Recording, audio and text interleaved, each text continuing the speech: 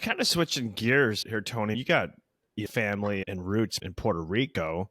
I believe you were born in New Jersey back on the mainland. In your TED talk, you were saying that there's about 5.8 million Puerto Ricans that are either on the mainland or they're dispersed internationally. The island of Puerto Rico itself has about 2.83 million Puerto Ricans.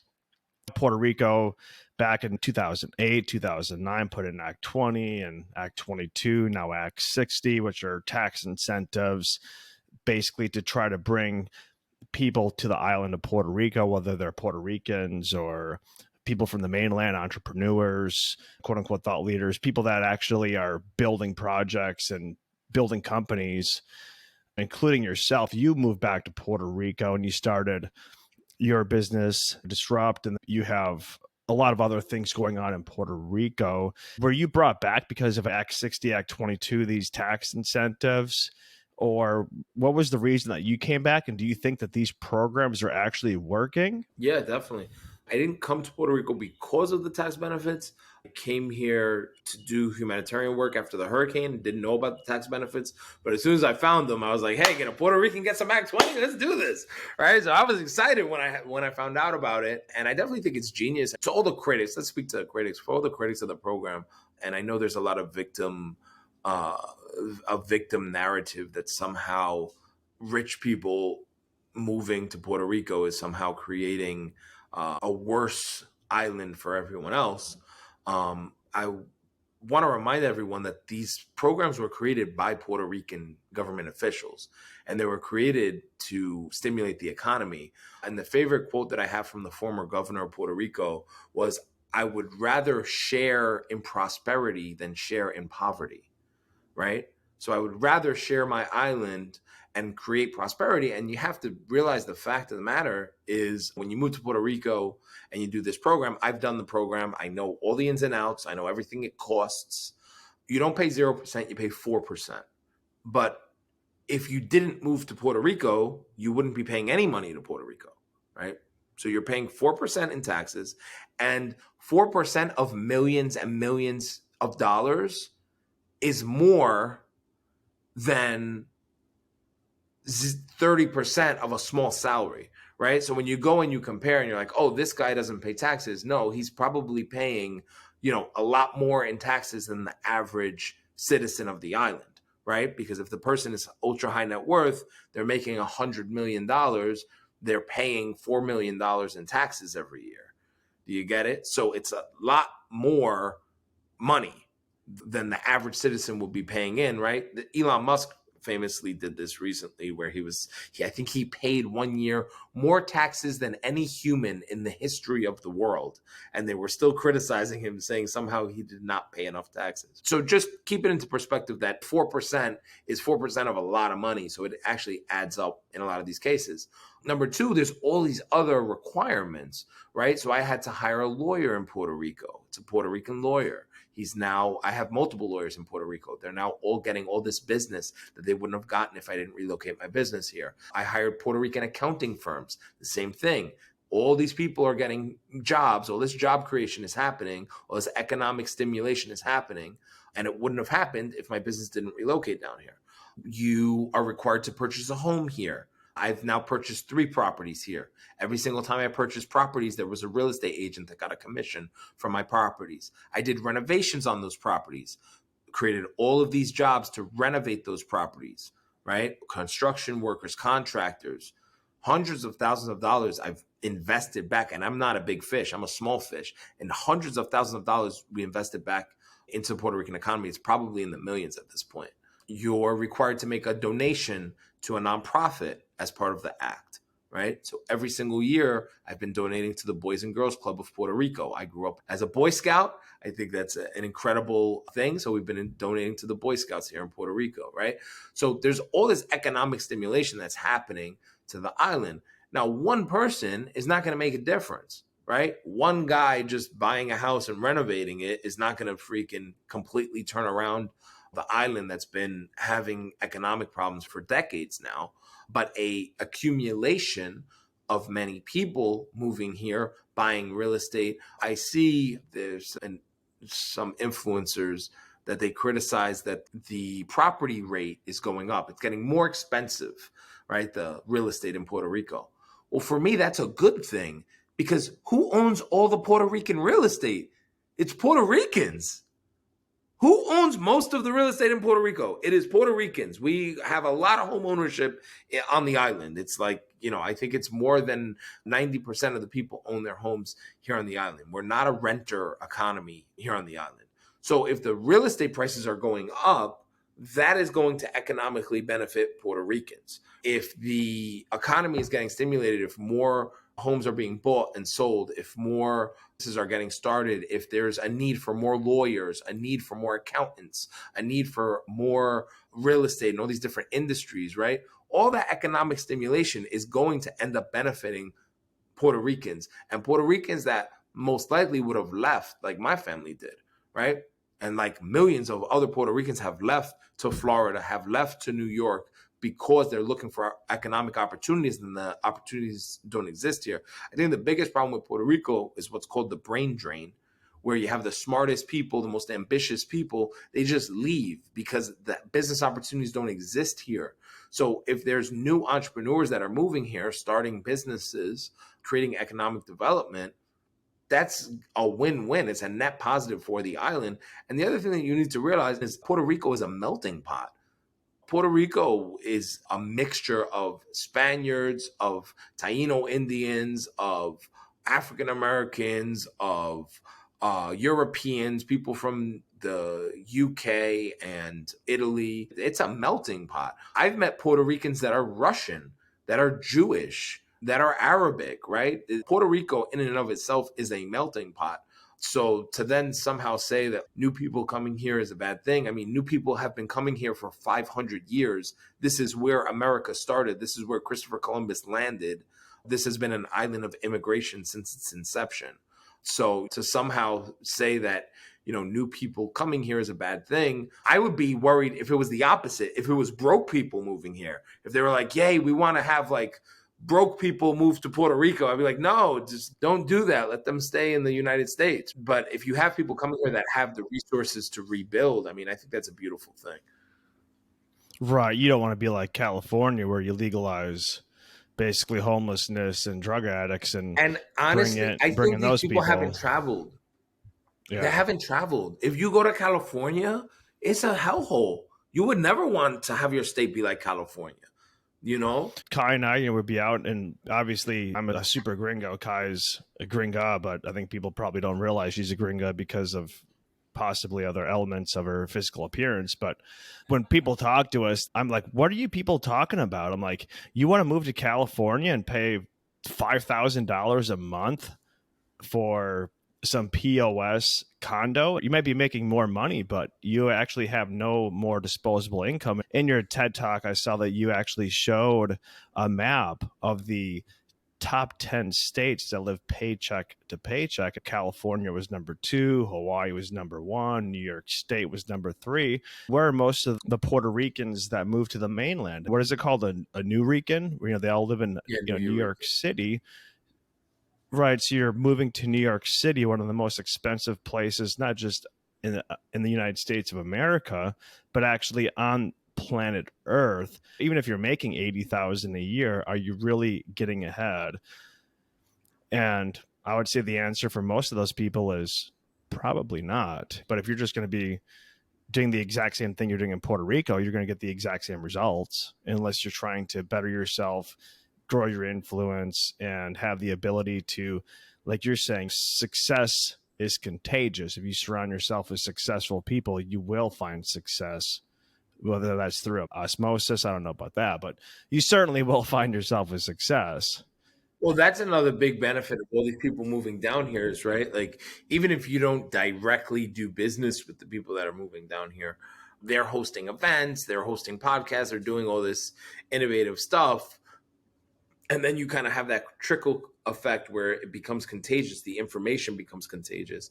The other thing, just to talk to like maybe younger Puerto Ricans that may be thinking about leaving the island, there is a program called the Young Entrepreneur Program, Act 135, that any Puerto Rican under the age of 35 can make up to $500,000 a year tax free until age 35.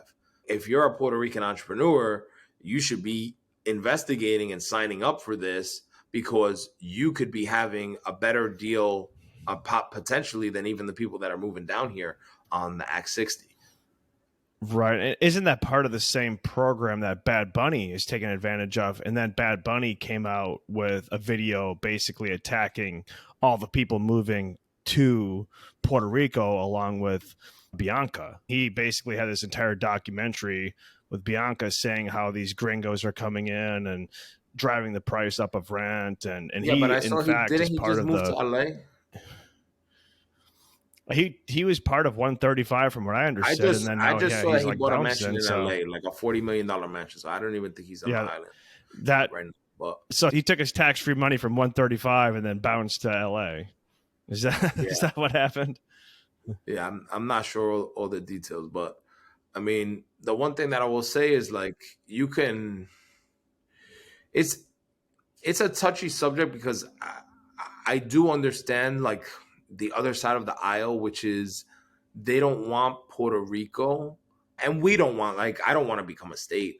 We don't want Puerto Rico to lose its culture.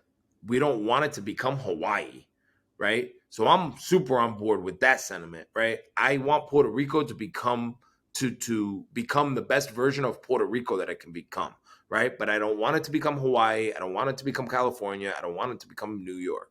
And I actually remember when I first came down from New York, my first knee-jerk reaction was like, I need to make this place more like New York, right? Because like in New York, we make money and we're fast and da-da-da.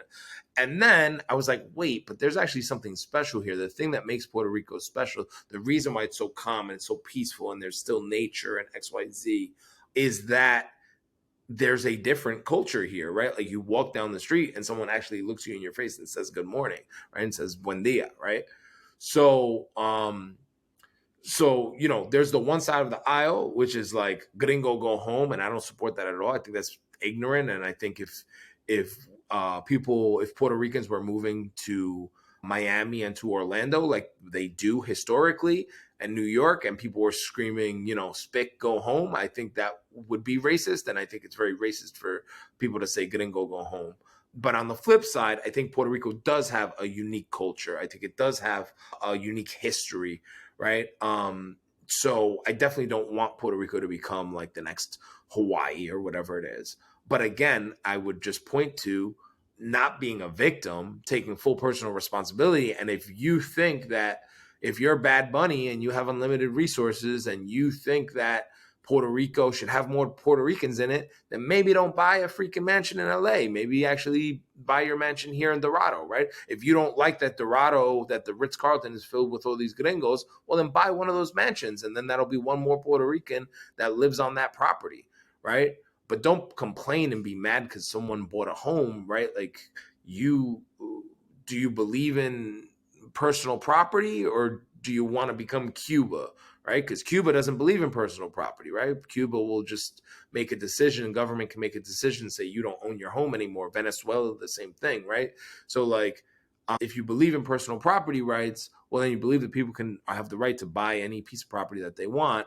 And I think that people should actually take action. So I have a friend of mine who was going to a protest for Luma, right? They were protesting against Luma, right? And I was like, okay, great. What do you guys want? Like, what's the solution here so we can work towards that? And he didn't know. He's just like, I'm an activist. I'm going to go protest. I was like, great, but what are we protesting? Okay, what do you guys want? Because maybe they'll do it, right? Maybe ask them and they could do it. So I feel like a lot of the activism, it doesn't have a goal in mind. A lot of it is based on, hatred and fear and victimhood. Hey, we're victims, right? But it's like, okay, what is the solution? Is the solution we put solar panels on everyone's house, right? Okay, great. That's a solution. We can actually do that. We can actually go door to door and knock on people's homes and put solar panels on their house. That's a real thing that we can do, right? But if we're just protesting Luma and we actually don't have a goal in mind, well, then that's counterproductive. It's just a mob mentality. But I think really the disconnect, when we're young, we're idealistic. We want to participate in protests, like we're on the right side of history. I did the same. I'm waking up. I'm having a political awakening myself. But I was an idiot. I just like, sorry, not to call it idiot, but I wasn't aware. Like I was protesting, but I didn't really know what the hell I was protesting about. Something said something that sounded good as I could come along to protest, but I was there yelling, shouting, screaming without knowing what it is that I even want or what it is we're protesting about. So a lot of people can just get in the wave of that mob mentality, but it seems like the disconnect. You mentioned Act 135. How much did the government advertise this to that demographic, the young Puerto Ricans, to incentivize them to start businesses here and work here? How well do they know that exists for them? Because it seems like think that the tax incentives are only for the people that don't live here. So do the kids know? Are they taught that in college that this exists? You can take advantage of this. I feel like they just probably don't know that things also exist. And the whole point of it is you have people from the outside bring in money. You can build businesses here and grow and have an income with amazing benefits, like tax free. You can make up to $500,000 a year tax free. That's pretty phenomenal. How well do people in Puerto Rico know that there's incentives for them? Yeah, no, they definitely don't know. That's why I always bring it up when we have these conversations. I brought my lawyer, my Puerto Rican lawyer Juan Carlos, on stage at the last Disrupt event, and we spoke all about Act 20, but we also spoke about 135 because yeah, I do think that probably people don't know about it. Everything gets solved with personal responsibility, right? Like you have to be the change that you want to see in the world. In order to not be a victim, you need to take responsibility for every single thing that happens, even if it's not technically your fault. You need to make it your fault, right? And that's the only way that you're ever going to be empowered, right? So, like for me, right, like Luma was not really working very well. So we put solar panels on the roof of our home. So now I have solar panels. Sometimes those solar panels don't work. So I also have flashlights, right? So, like, I'm not just going to sit in the dark and then just be mad. I'm going to buy a flashlight. I'm going to buy a backup. I'm going to buy 5 backups. I have another backup to charge my phone if the thing turns off, right? It all has to really boil back down to personal responsibility and not being a victim, right? And that's the part of Puerto Rico that I want to see change, especially in the youth, because the more that people can take responsibility for their lives, the more that they'll be able to change their own lives, right? If you're waiting for the government to save you, you're gonna be waiting for a really long time. If you think statehood is gonna save you, like Flint, Michigan still has dirty water, right? Like statehood is not gonna save Puerto Rico, and neither are the gringos, right? The only way that any change is gonna happen is if people start taking personal responsibility for their lives, right? And learning about these programs, right? Puerto Rico is also not advertising Act 20 either, right? The reason that people find out about it is because they're in small circles or they're listening to podcasts like this and they find out about it. But it's not like Puerto Rico is out there advertising any of these programs, right? That's really not what governments do best. They're not good at marketing. So it's really taking personal responsibility. And hey, listen, if there's a Puerto Rican and they want to relocate to a different place that might treat them better, then I encourage them to do that, right? Some Puerto Ricans that have relocated to Dubai because they may not qualify for certain benefits here, but they'll go to Dubai and get them, right? So again, it's all about personal responsibility. And again, if a big influencer, multimillionaire like Bad Bunny believes these things, which I think he does believe them, then there's a lot of work to do. I think the biggest thing that people can do is to just live here. That's when I came down here and decided to relocate back to the island. I knew that even if all I did was live here, at least my money would stay in this economy. So at least when I was paying my rent, when I was paying my bills, when I was buying food, going to the grocery store, like at least all the money that I'm spending will be going into this economy. But you want as much money as possible in this economy because that's how it's going to grow. So I think the people that want to see change in Puerto Rico, we need to stop waiting for the government to do something about it and actually do something ourselves. The government of Puerto Rico is historically corrupt. We brought up Bianca. Bianca never wants to talk about the actual government of Puerto Rico. The U.S. is always sending money to the island, and those funds are constantly being misappropriated, right? In Hurricane Maria, I went to a school in the south of the island. We gave away solar panel lights to all the kids, battery backups to all the kids. We brought them pizza and food and stuff. And then we were supposed to have a meeting with the mayor of the town, and the mayor of the town was in Orlando. He's hanging out. So like I'm there like on the grassroots, and he's hanging out in Orlando because he doesn't want to be there, right? This is like a small town on the south of the island, right? So like I think there's a lot of and I don't know if this guy was corrupt or not. Like, who knows why he went to Orlando, right? But I do know for a fact that there's been a ton of corruption in Puerto Rico. It's been very well documented. The only real way to affect change is from the grassroots level and from the personal responsibility level. I would love to see all of the people that want to affect change run for local office, right? Go become the mayor of these towns. These towns are very small. There's 77 municipalities in Puerto Rico. It would be very doable to see a lot of these towns flip and have more young, progressive, idealistic people become the mayors of these towns and then actually impact the change. Don't wait for the federal government to do it. It really has to start at a grassroots level and also at a capitalistic level, right? Like let the private sector kind of play its part. That's kind of the idea of the Act 20 program, is that like entrepreneurs will come down, and then if there's a beachfront property that's distressed that needs to be rehabilitated, well, an investor could go, like the Vanderbilt Hotel. The Vanderbilt Hotel was almost about to go out of business.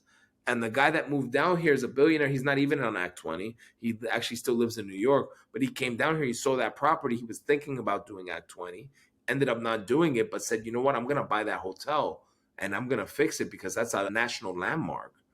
That's the Vanderbilt's home, summer home that got converted into a hotel. That's a national landmark that we can't let that hotel go out of business. So he acquired that property when it was bankrupt, renovated it, and now it's a beautiful property, creates all sorts of jobs, creates all sorts of commerce and tourism and money that flows into the island, right? It has multiple restaurants in it, Michelin star restaurants, like some of the best, definitely the best restaurants and one of the best locations in San Juan, if not the whole island. And that property wouldn't have existed if an international investor didn't come in and say, wait, great, I want to invest in that, right? The government wasn't going to do that. The government's not going to fix all of these problems. It's really entrepreneurs that need to come in and fix them and solve the problems. And the more investors and the more entrepreneurs that are here, the more opportunities for them to collaborate, work with local leaders and do the work, right? But there's a lot of work to do.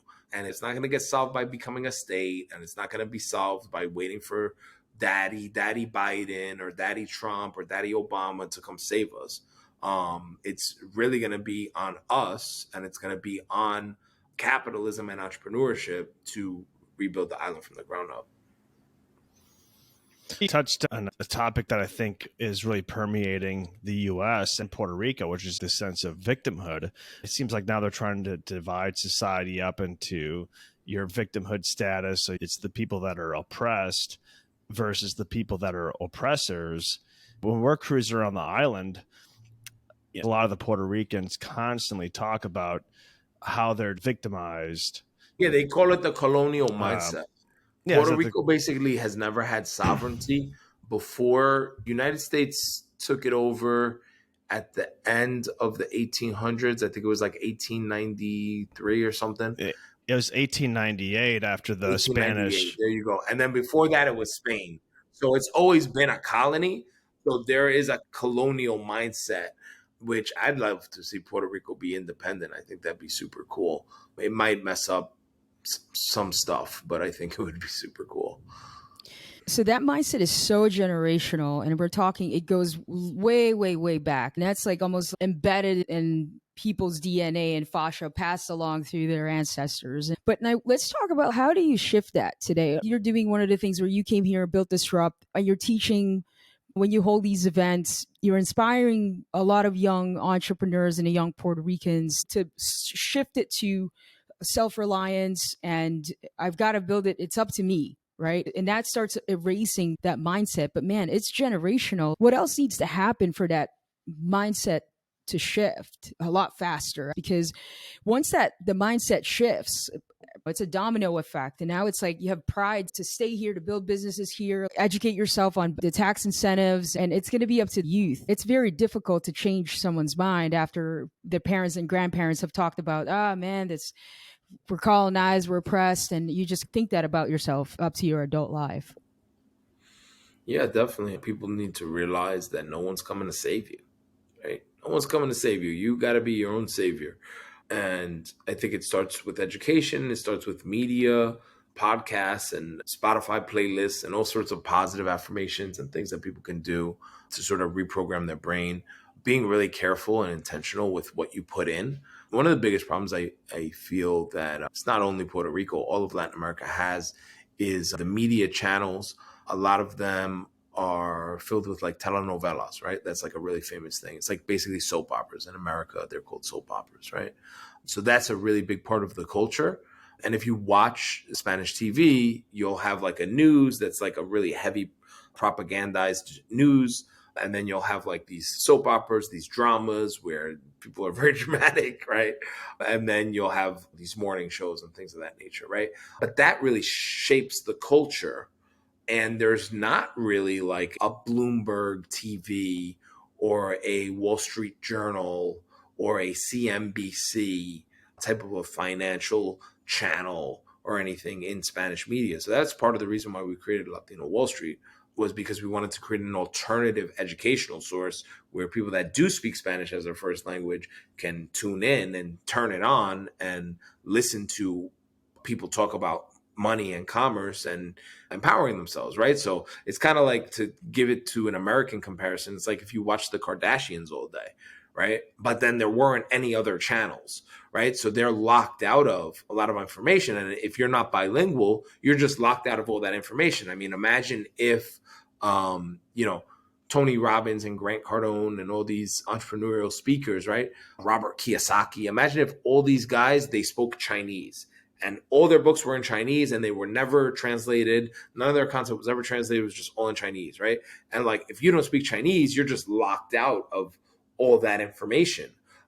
So we need more Latino and Spanish speaking entrepreneurial thought leaders, creators, authors, etc., to get that message out, right? Now, like some of these authors that I mentioned, Grant Cardone being one of them, and Robert Kiyosaki, their books have been translated. So it is cool. Like in our office in Puerto Rico, we have those books translated and we give them to our staff to read.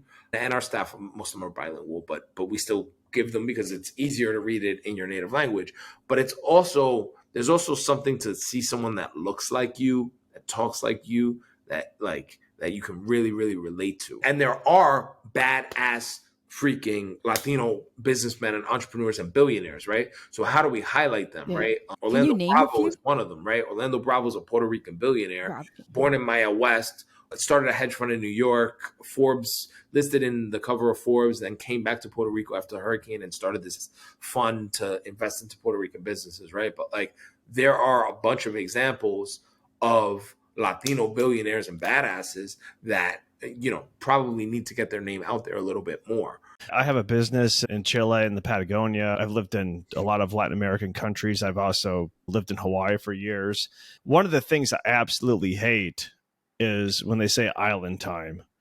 And they said the same thing in Hawaii and all these other countries I lived in. Like if you say 1 o'clock, it could mean 2, it could mean 3, it could mean 4 o'clock. Our business in Chile, all the advice I got from other business owners is don't hire any Chileans because they'll just never show up on time. They're just on their own clock. I've noticed that here in Puerto Rico, you set a meeting at 11 o'clock, and if you set it with a Puerto Rican, then maybe they'll show up at 11 o'clock 3 weeks later. And, they all like laugh and joke and think it's funny, but I'm like, you can't run a business if you have no idea what time someone's going to show up. You literally plan not just your day, but you plan your week around time. To me, the most essential part of running a successful business is just the fact that you have to have a schedule. And if you don't have a schedule, how the hell do you do anything? And then just to be like, oh, we're on island time, ha ha ha. Like we'll show up we'll show up whenever we want. Like, to me, that's not cool. You could be a billionaire, you could be a trillionaire, you could be a quadrillionaire. the only thing that equalizes everyone is everyone has the exact same amount of time in their day. Everyone has 24 hours a day. And I think like this whole culture of like, oh, we'll just show up whenever we want, like literally ruins an economy because you can't plan anything. I just don't understand how you ever think you're going to get ahead when you can't even follow a simple calendar. We haven't had hot water for 2 months. It's a pain point for Jesse right now. I think that goes back again to what we were talking about, that it's a mindset. It just is a mindset. It's like New York is hustle bustle, and that's just a mindset. New York's been hustle bustle since the beginning of New York because people move to New York to go hustle bustle. Aside from Orlando, are there other entrepreneurial influencers that are making content, making podcasts, stuff like that? Because that's, I feel like, where this is going to shift. Yeah, no, there's Like it's a definitely a lot. mindset, but Yeah, there's definitely a lot of Puerto Rican entrepreneurs. I mean, I could give you a whole list of guys that have amazing podcasts that are creating a bunch of content. We had a bunch of them speak at our last event. Chris from Jet Trades, which he was in a little hot water lately, but he's been back on social media and he built a crazy brand. And Jose Galindez, and there's a big, I could give you a whole list of people that are kind of like Puerto Rican Gary V types, besides myself, because I think that I'm also kind of waving that flag. But the other thing that I would say is like, probably just don't take it personal. I don't think that they're not showing up because it's you. It is part of the culture, and it's kind of weird, but it might be weird if you come from a larger city, but that is definitely part of the culture, and it is also something to maybe look at and consider. I'll give you an example, short story, and then I know we have to wrap up because we're running low on time, but I'll give you a short story. Is a buddy of mine built a house out in Culebra, and big beautiful house, took him years. Like a house that probably should have took 1 year took like 20, right? It's like this big beautiful house.